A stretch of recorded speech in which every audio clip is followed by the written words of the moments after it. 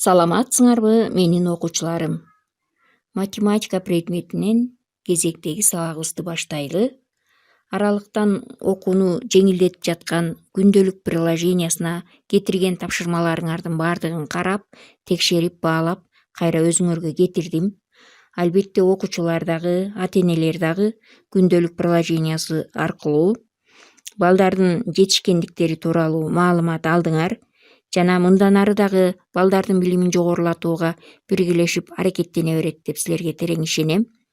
Анда өткөндө кыймылга берилген маселелерди өттүк эле, ошону дагы бир сыйра эсибизге салып, убакыт, аралык, ылдамдык аттуу 3 чоңдукту дагы бир жолу эсибизге түшүрөлү. Кыймылды мүнөздөчү негизги формуланы эстеп алалы. S барабар V көбөйтүлгөн T. Бул формулада S басып өткөн аралык, V кыймылдын ылдамдыгы, T кыймыл болуп өткөн убакыт. Эгер бизге аралык менен убакыт белгилүү болуп, ылдамдыкты табыш керек болсо, аралыкты убакытка бөлөбүз.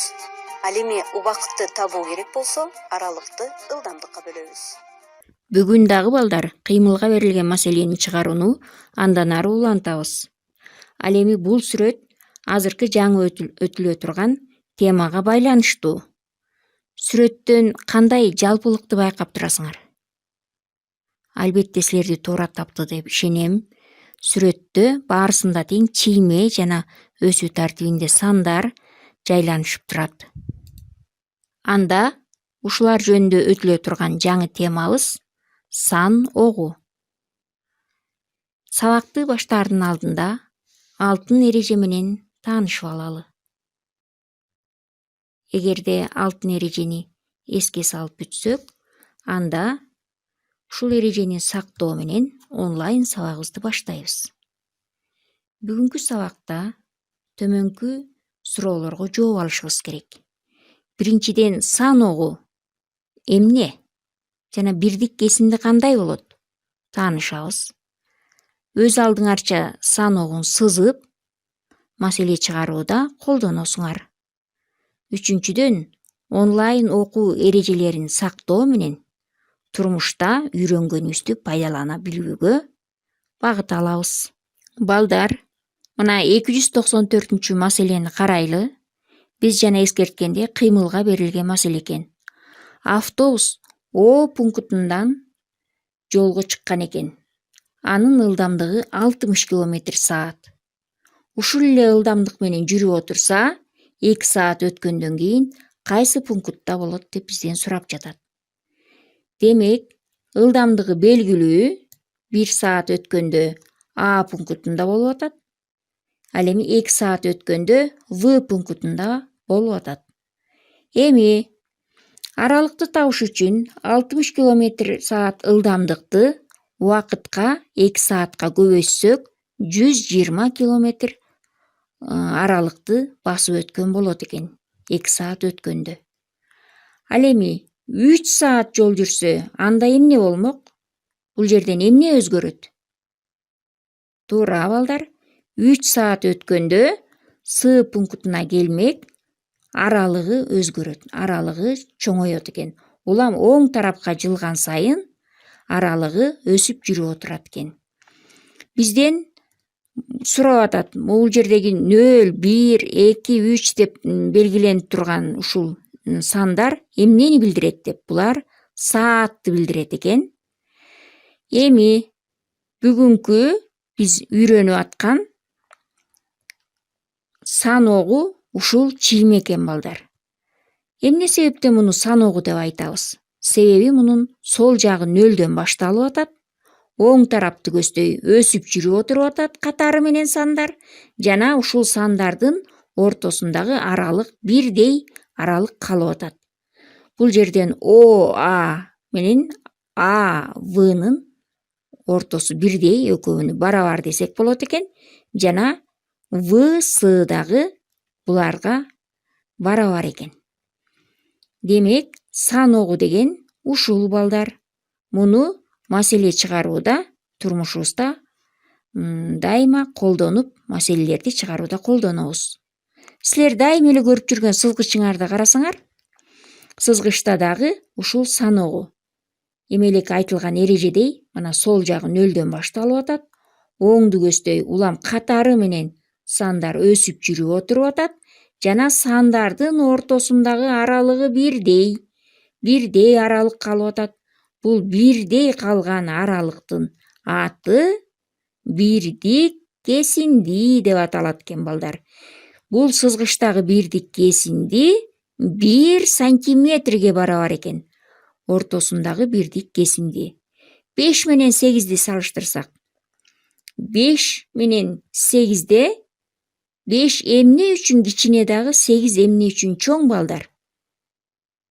Себеби 5 сол жакта жайланышып атат, 8 оң жакта жайланышып атат. Ал эми 10 менен 0-ді салыштырсак, 0-дөн 10го чейин бирдик кесиндиден канча жолу бар? Туура, 10 жолу бирдик кесинди бар экен. Мына балдар, бирдик кесинди деген ушул сандардын ортосундагы бирдей болгон аралык экен. 21-октябрь саноого дептерге жазабыз. Саноо жөнүндө алгач англиялык математик Джон Уиллис тарабынан изилденип, ал өзүнүн алгебра жөнүндөгү трактат деген китебин жазып, ошол эмгегинде саноогун эң биринчи киргизген экен. Мына могу чийилип турган сызыкты карайбыз баарыбыз балдар. Сол жагы баарыбыз көңүл коебуз, 0-дөн башталып атат, көрдүкпү? Андан кийин катары менен кетип атат. 1, 2, 3, 4 деп катары менен кете берет экен. Дагы оң жагы канча менен бүтөт? Белгисиз, чексиз кете берет. Бирдей кесиндилерге бөлүнүп турат. Көрдүңөрбү? Ушул саноогу экен. Саноогу деген эмне экенин түшүндүкпү балдар? Мына 0-дөн баштап катары менен сандар кетсе, могу бөлүнгөн кесиндилер кандай болот экен? Бирдей кесиндилер болот экен,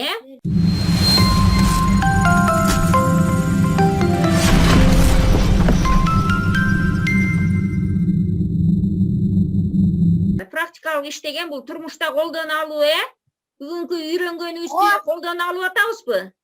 Микрофонду ашыкчаларды өчүрсөк. Могу биринчисин карайлы. Бирдик кесинди 1 сантиметр 5 миллиметр болгон саноогун түз деген, Ошондо дептерибизге түзөбүз. Ошонун 3 деген чекити 0-дөн кандай аралыкта жайгашкан? Кана элдар айтчы. 1 сантиметр 5 миллиметр аралыгы ушундай жайгашкан. Саноогун түзөт экенбиз, Ошондо саноогунда 3 деген чекитке келгенде 0-дөн канчалык алыстыкта жайгашат? Кана? Эгер билбей атса, башкаңар кол көтөрүп жардам бересиңер. 4,5 сантиметр аралыкта жайгашкан. Туура. 1 деген чекитке келгенде 1,5, 2 дегенге келгенде 3, туура. 3кө келгенде 4,5. 4,5ды эмне деп башкача айтсак болот? 4 сантиметр 5 миллиметр. 4,5 дегенде 4 сантиметр 5 миллиметр деп коет экенбиз, Туура. Могу экинчисин карайлы. Бул шоола деген могу саноого, биз эмелеки көрүп аткан. Бул шоолада канча кесиндиге бөлүнгөн дейт? Бирдик кесиндиден канчосуна бөлүнгөн? Санагылачы карап туруп, мына. 1, 2, 3, 4, 5, 6, 7, 8, 9. Канча экен?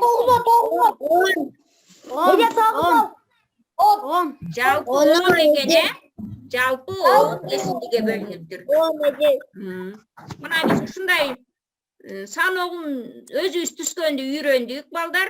Анын ичинде канча бирдик кесинди бар санап, бирдик кесиндини тапканды үйрөндүк, Жакшы.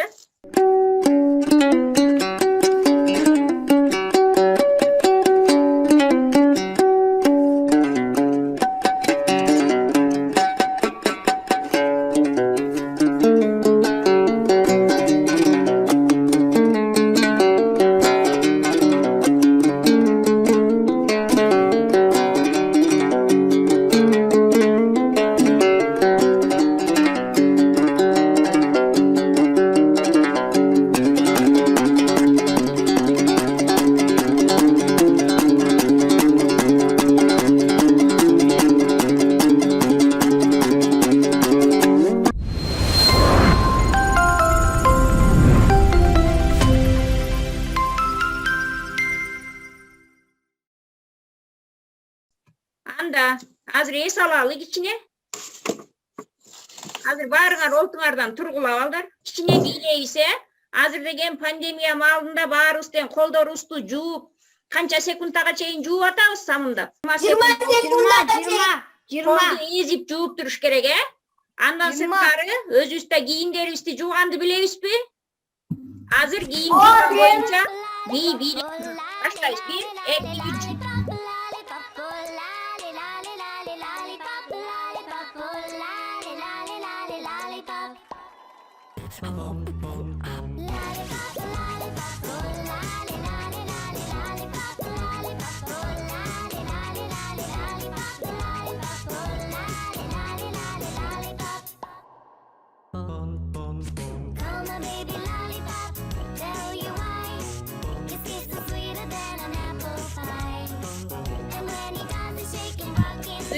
Yerlerimizden taza жуулду, колдорубуздан таза, Мына бактылуу колдорубуз бар үстүн көргөсөбүз.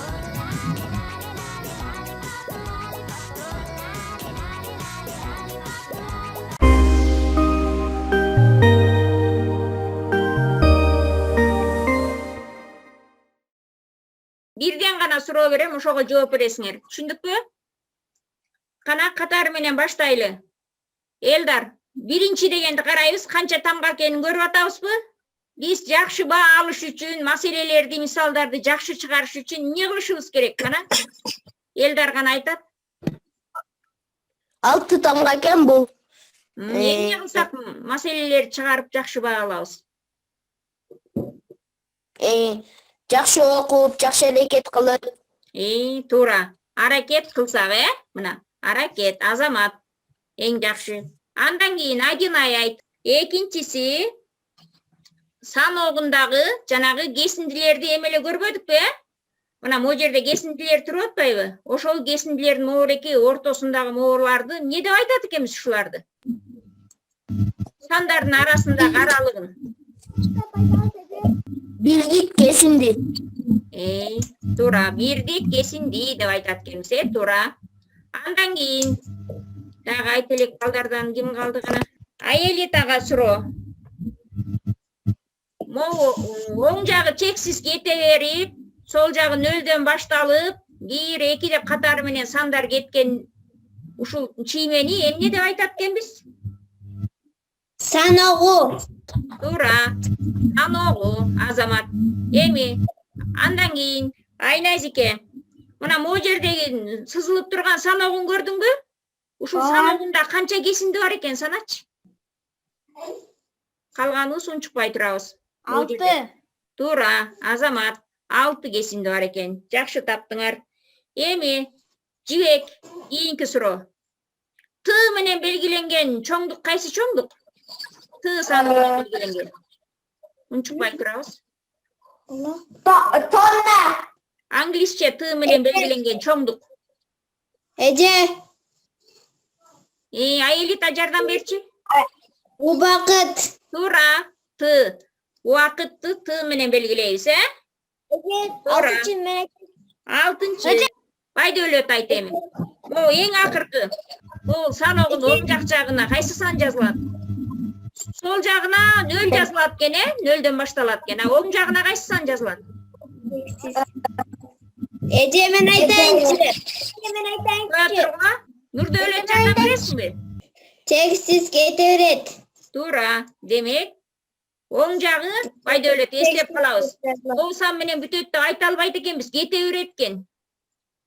Мына моореки сары менен боелгон жерде эмне деген сөз пайда болду?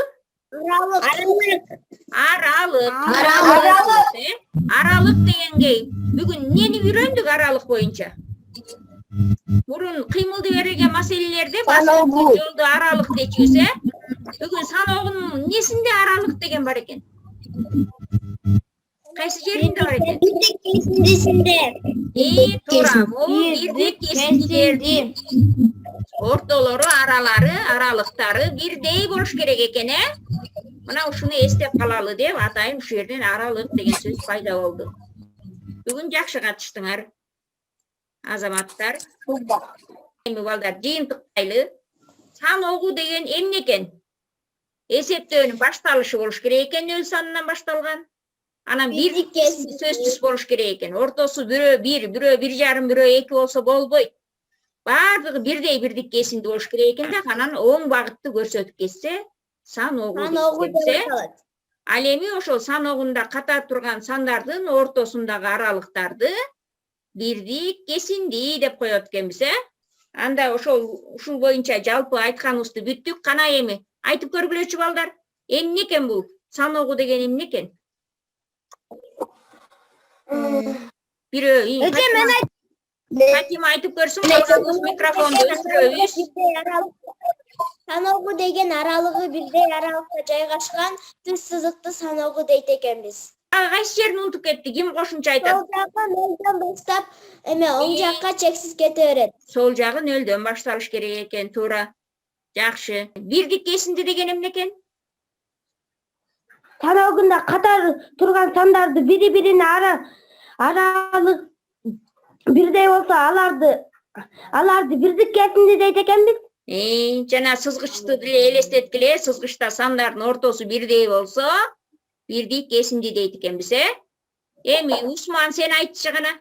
Турмушта каякта колдонот экенбиз ушул бирдик кесиндилерди? Ал биз сызыкча ал кете берет экен нөлдөн баштап. Анан турмушта каякта колдонобуз буларды? Бир нерсени чайнап атканда, бир нерсени сызып жатканда, шейшеп сатып алганда, Бир нерсе кылып, материал сатып алганда. Жо, биз бүгүн саногун түзгөндү үйрөнбөдүкпү балдар, Саногун түзгөндү эми айтып көрчү. Айназик да кол көтөрүп атат. Айназик büyüгүстүн, калганыбыз микрофонду өчүрөбүз, Саногу деген болсо нөл болот, баш жагы кете берет да, ал неме чексиз болот. Аны болсо биз болсо базарлардан, маселеден, математикалардан керек. Кыскача жазылышын жазганда колдонобуз деп өтүкпү балдар, Ал эми турмушта түрлүү сызгычтар колдонулат экен. Силер айткандай кездемелерди ууздар бычат, Ар кандай көйнөктөрдү бычканда ошондо бирдик кесиндиси чоң болгон сызгычтарды колдонушат экен. Анда эмесе сабагыбыз бүттү, жыйынтыктадык. Кандай түшүндүк бүгүнкү сабакты? Колубуз менен белги бергилечи. Жакшы түшүндүңөрбү же ортобу же түшүнгөн жоксуңарбы? Кана? Жакшы, Акчолтой эмне болду? Усман, кайсы жерин чала түшүнүп? каякта колдонот дегенди чала түшүнүп калдым. Турмушта биз маселе чыгарганда колдонот экенбиз, Ошо жерин эстеп калдыңбы? Мына биз маселе чыгарганда, жана автобус буга келди, 2-саатта буга келди деп бирдик кесинди кылып сызбадыкпы, Демек ошондой маселени чыгарганда колдонот экенбиз, Азамат. Калгандарыбызчы түшүнбөгөн жерибиз барбы? Жакшы түшүнүптүрсүңөр, Жакшы. Азаматтар. Азыр балдар тапшырманы жазып алгыла. 2 тапшырма берилди. Биринчиси сүрөттөгү сызгычты карап, бирдик кесиндиси кандай экенин айтып берүү. Экинчи номери 300 жана 301ден өз алдыңарча саногун түзүп аткарып, күндөлүккө кетиребиз балдар.